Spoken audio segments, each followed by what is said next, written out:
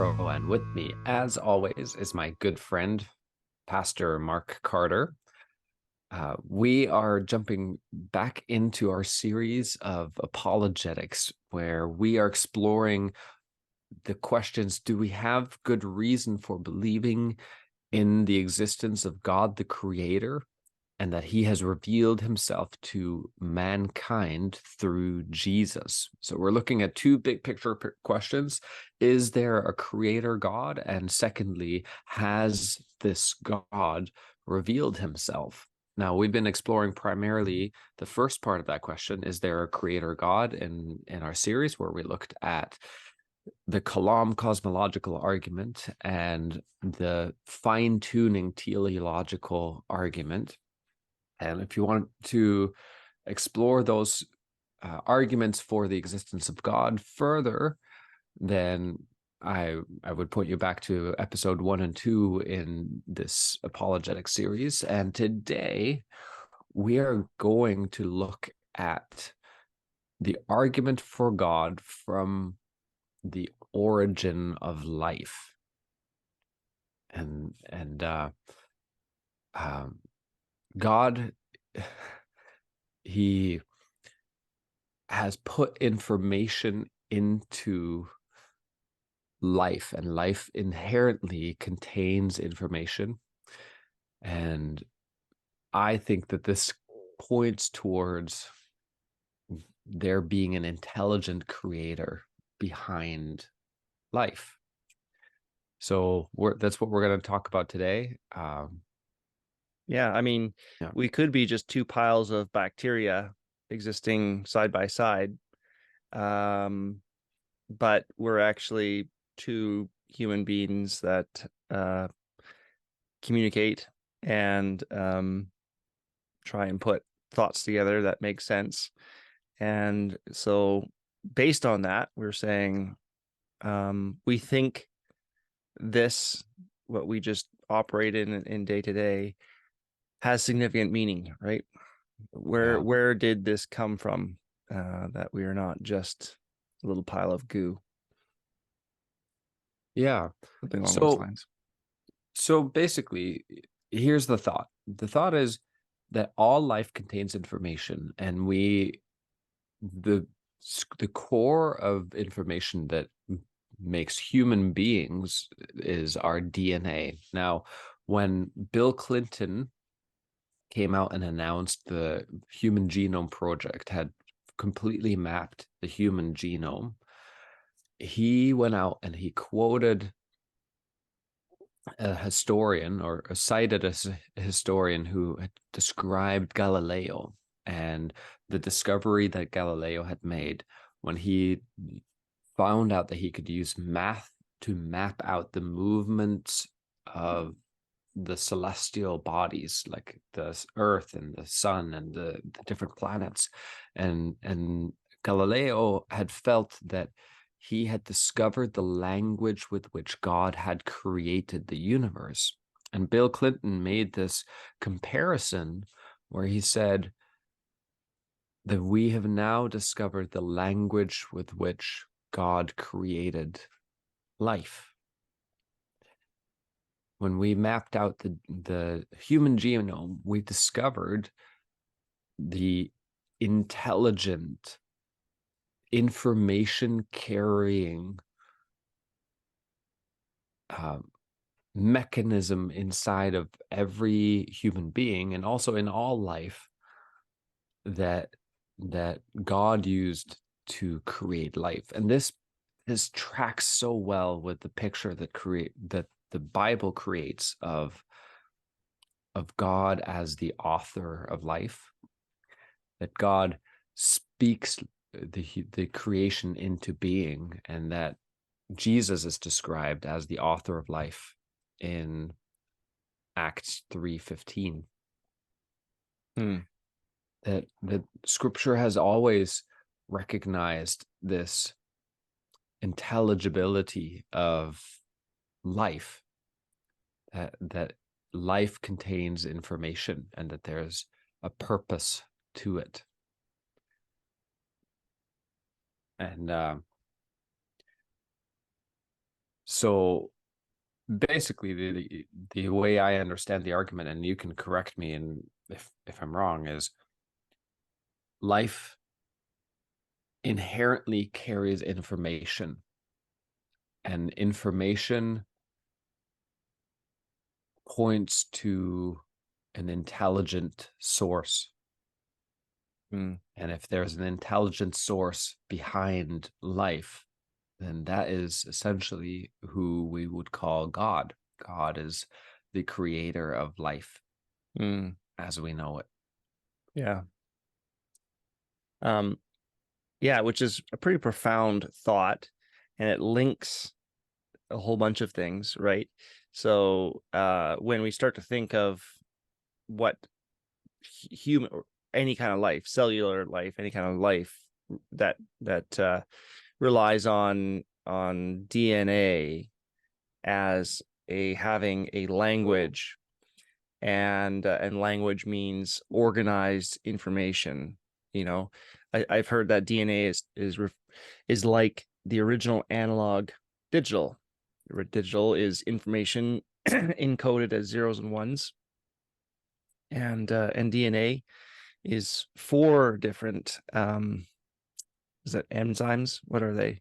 Anyway, chemicals Amino that acids. amino acids, that are um, combined in various ways to provide the information of a strand of DNA, and and so now you're dealing with organized information, and that's where we ask the question: is this the result of intelligence? You know, putting information into DNA, for instance. And I think for those people that look into this deeply and make a study of DNA, you are faced with the very real possibility, or how necessary it is, really, that organized information, the way that DNA is in complex ways, is not the result of random chance or mutation over time, even long periods of time. Because if anything, information or components that can be combined into information tend towards degrading into more basic things and less organized systems than the other way around. That over time, given random mutation, bits of information or components like amino acids do not tend to organize into more complex systems to communicate and to provide information like DNA does, right?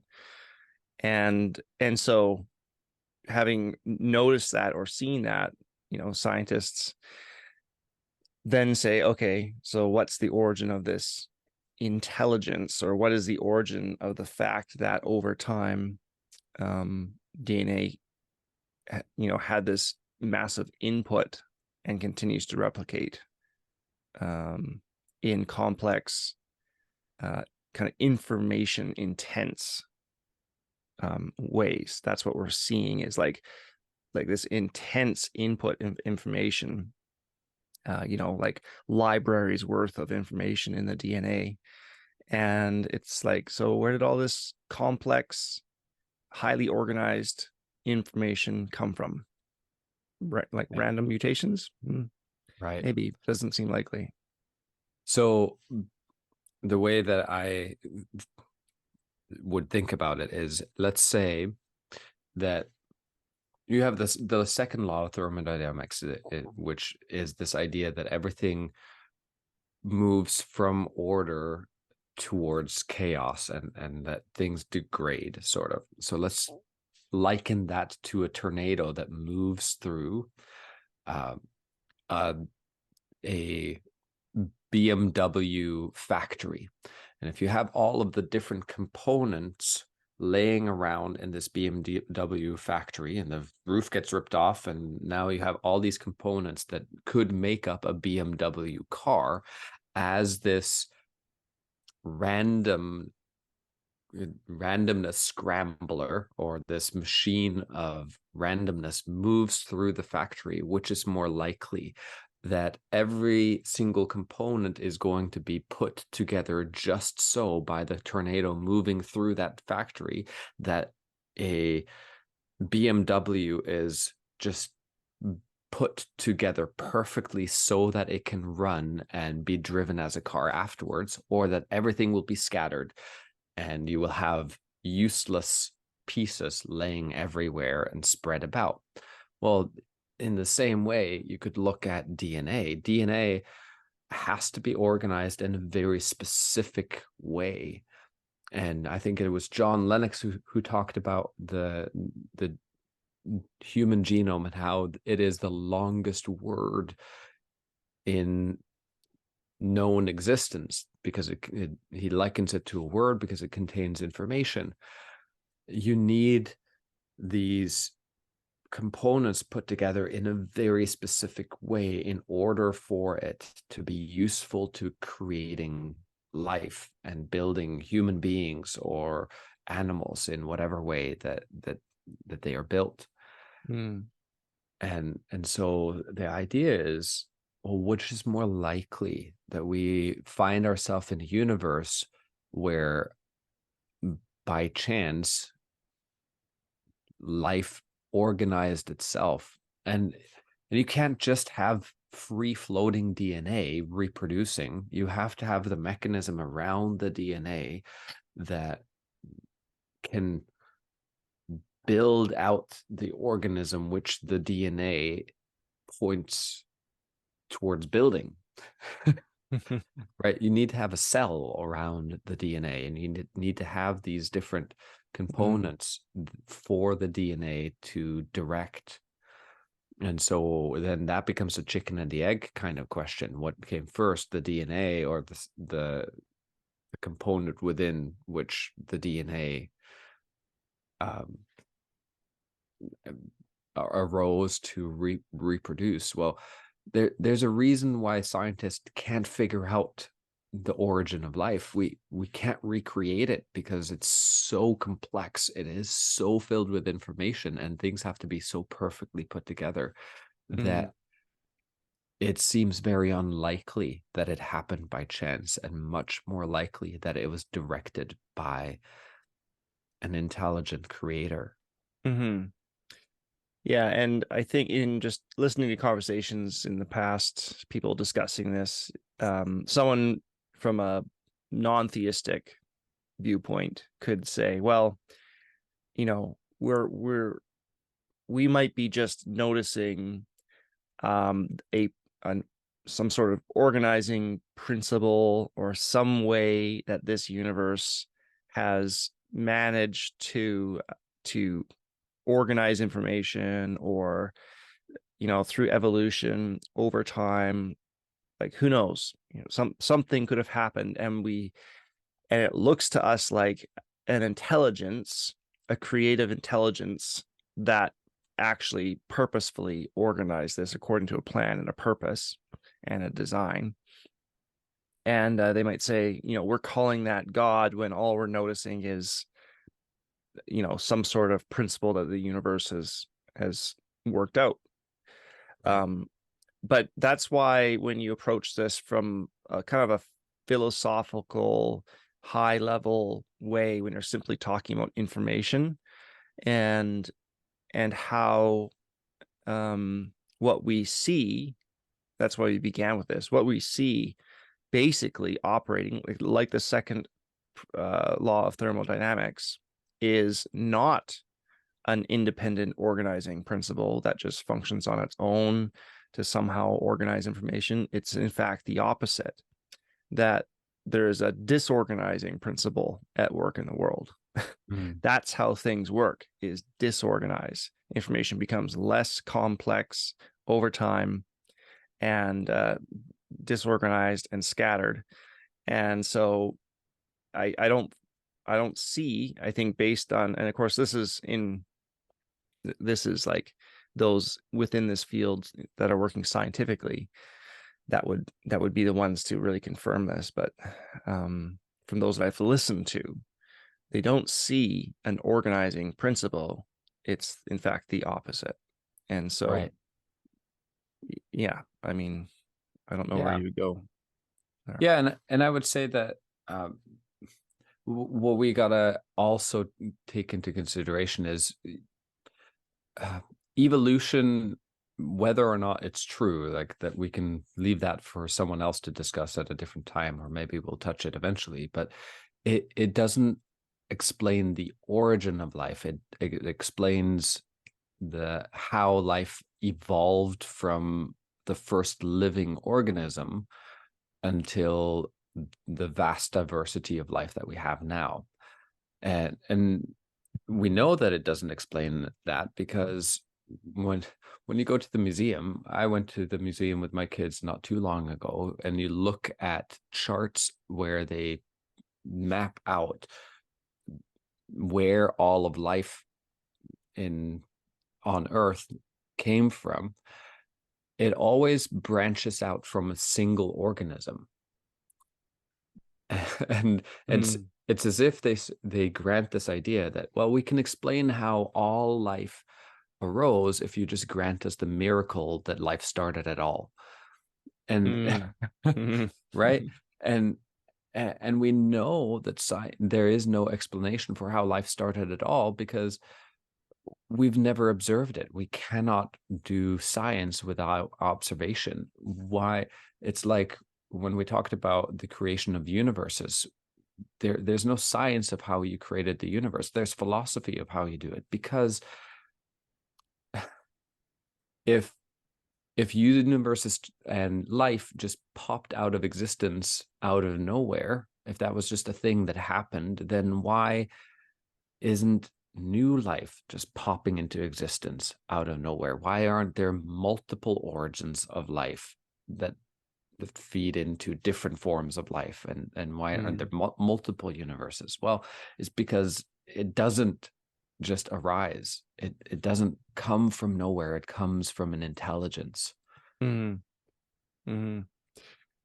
I've thought of this whole space exploration concept, which is only just beginning, right? But when a rover or whatever goes to Mars and begins to analyze things there, and I remember at one point, I forget, I think it was on Mars, um, the scientific community was expounding on the fact that how that there was certain chemicals or certain things in the material of Mars that were also present where life is present.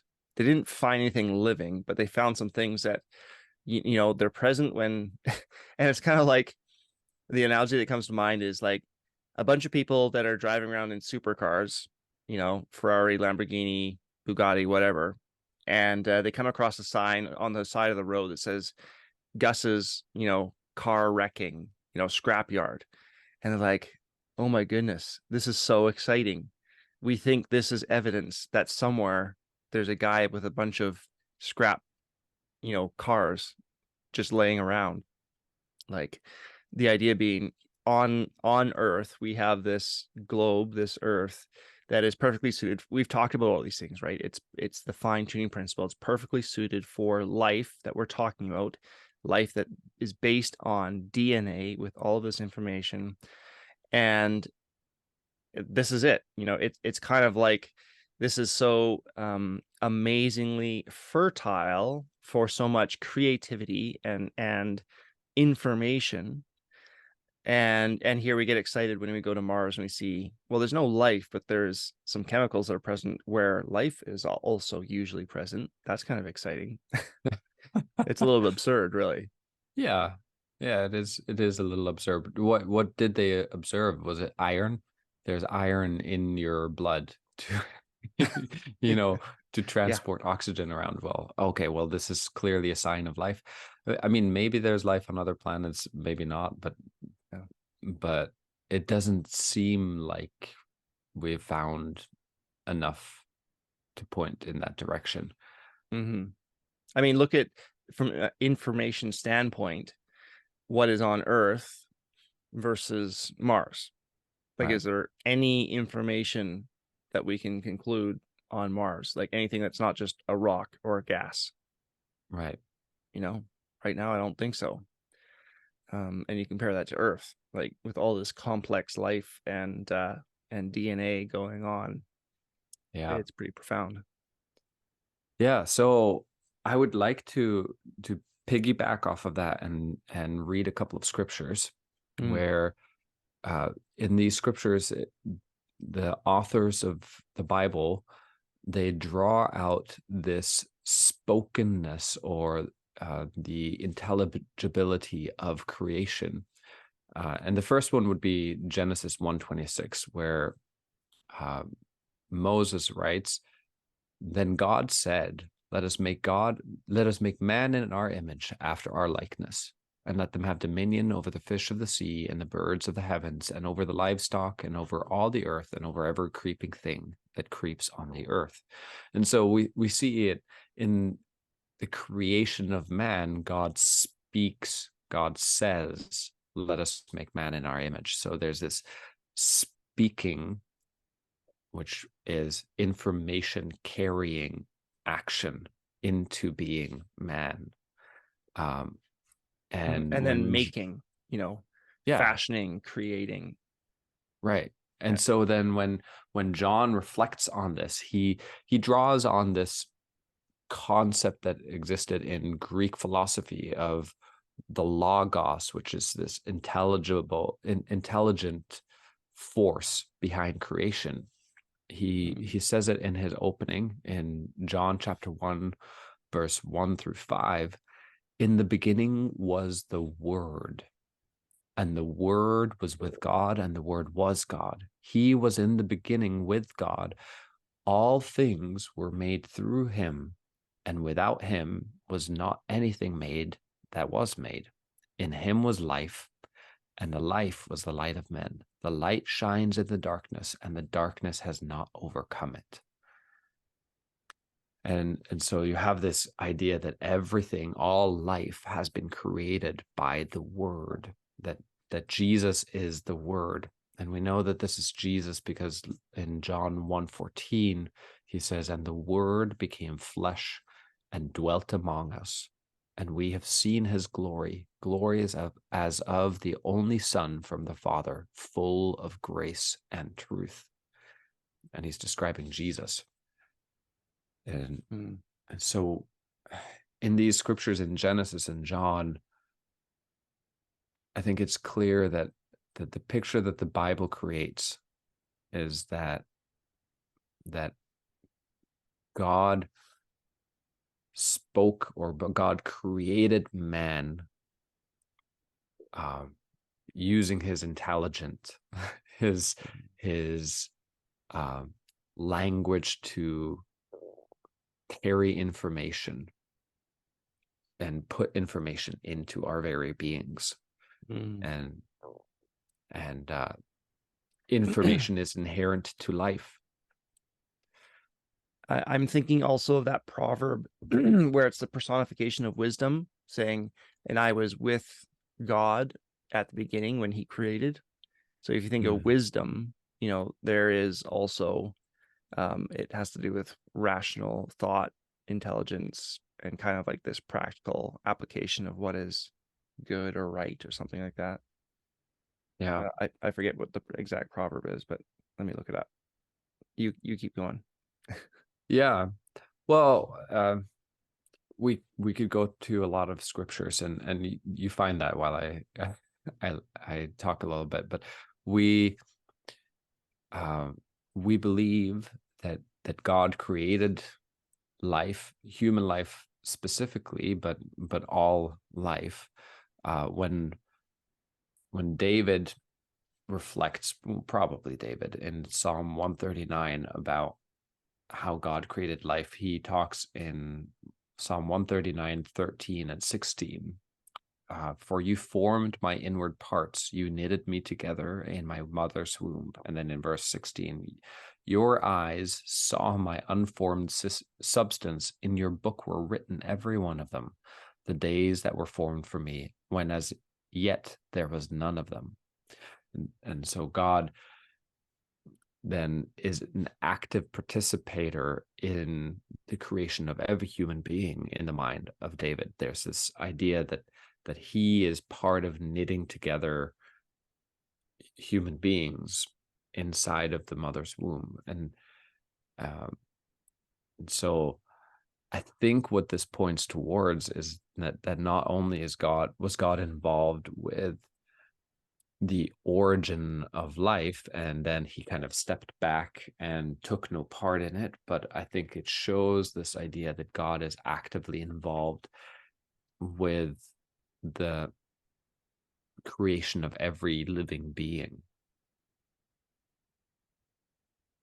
You have it, I'm Robert? getting there. Maybe Proverbs 8, but there's a bunch of different ones here. Yeah, I think it's Proverbs 8:25. Let me just see.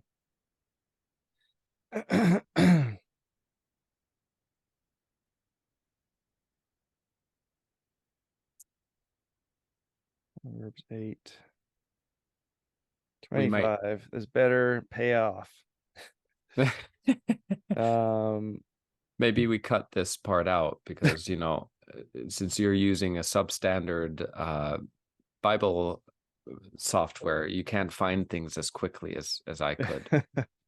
I could probably find it in Logos in the next 2 seconds. It would probably just tell you.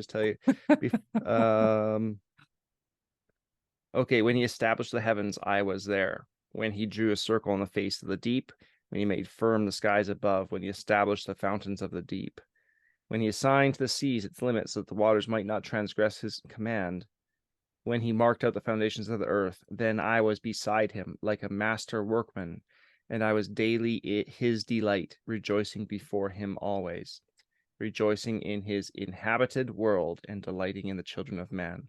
So if we go to the beginning of that series of statements, it's wisdom that is speaking here. So that is Proverbs 8:25 to 30.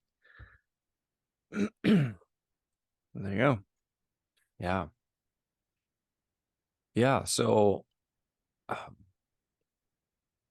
you want to see if you can kind of summarize the argument as we've made it. You said something when we were preparing about this, about the organization of information into usefulness.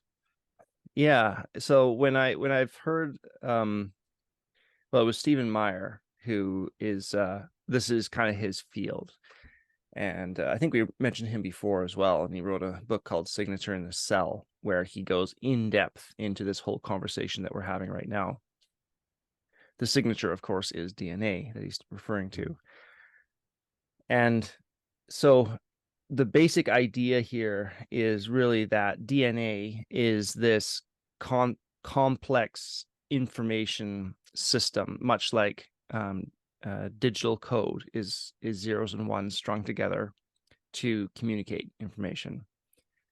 And so his argument, and as he explained this, he said that the very nature that DNA is arranged in such a way to communicate complex amounts of information, of course, that cause the cell to do various things, that complex information, as it's replicated, only goes in one direction, and that is from complex and organized to simple and disorganized. That's what we observe right now.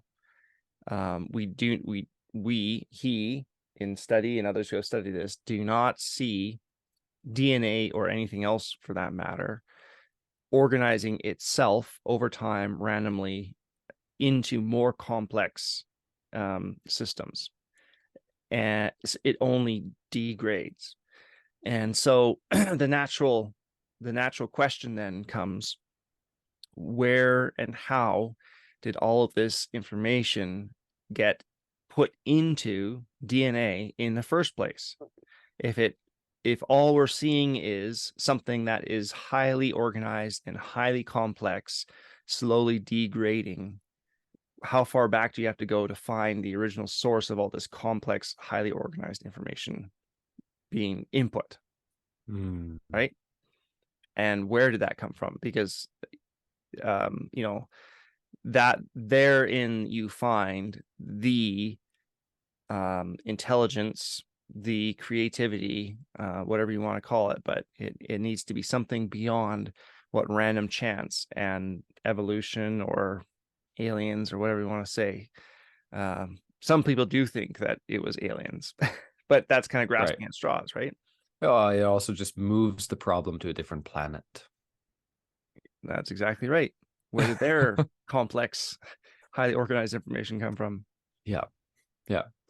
And it makes it very questionable how that life could survive the the journey through space. When Mm, when scientists took these little bacteria and put them out into space, and there were some bacteria that were actually able to survive in space for a short amount of time, mm, but it was only because it was a lump of bacteria where the outer layer, all of them died, and the ones on the inside survived longer. But if they had been exposed slightly longer, they would have all died. right. So we can look at another scripture, a couple scriptures here that will, um, speak to this idea that we're talking about. And one of them is Psalm 139:13, which says, "For you formed my inward parts, you knitted me together in my mother's womb." And often this is used in reference to, abortion, uh, but the point here is this idea of knitted. This is referring to a child being knitted and put together. And so, like a craftsperson creating something, that is the use of intelligence through hands or tools to shape something according to a design, which is intelligence. And so this scripture um, speaks to this, that God is this creator, this intelligent crafter, creating a person, a baby in the womb, and that is in fact the input of that intelligence to organize and craft and create. And actually that's describing the input of organized information into life. Like that very verse is describing exactly what we're talking about here. Hmm. And so, if you lean on that God as creator, I mean, Genesis 1 is this account of God as creator, and this is a specific instance of God being the one that creates a person. It just continues along that line. This is the argument. This is our belief that we are promoting, right? The basic idea is we see this highly organized information in DNA, and we are saying God is the source of that intelligence. He is the creator and the originator of life. Amen. So, yeah. Is that a good place to conclude? I believe so. Yeah. Great. All right. Well, thanks, Einar. Been a good Thank you. discussion. Hopefully this will be helpful for others as a beginning. What are some of the resources that you have leaned on in this? I mean, one is Stephen Meyer, his book Signature in the Cell. If you want to do more reading. Yeah, I think that would be a good place to explore. I also found a very interesting conversation between Jordan Peterson and John Lennox on Jordan Peterson's podcast, where Mm-hmm. they discuss, amongst many other things, the intelligibility of life, uh, Mm. and uh, actually looked at the press conference of Bill Clinton when he announced the Human Genome Project. And if there are other resources, I'm sure Mm. Stephen Meyer would probably be a good source to look to, because it's his Mm. field Yeah. of what are other scientists or philosophers that are exploring this Yeah, he does, this question. both in his book and also he was on the Joe Rogan podcast.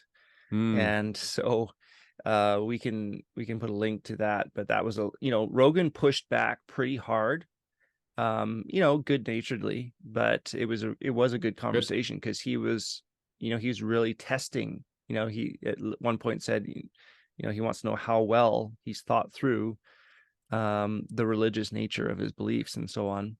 And so anyway, we can put some links up to some of those things, but we'll leave it there. Very good. Okay. See you next time. See you next time.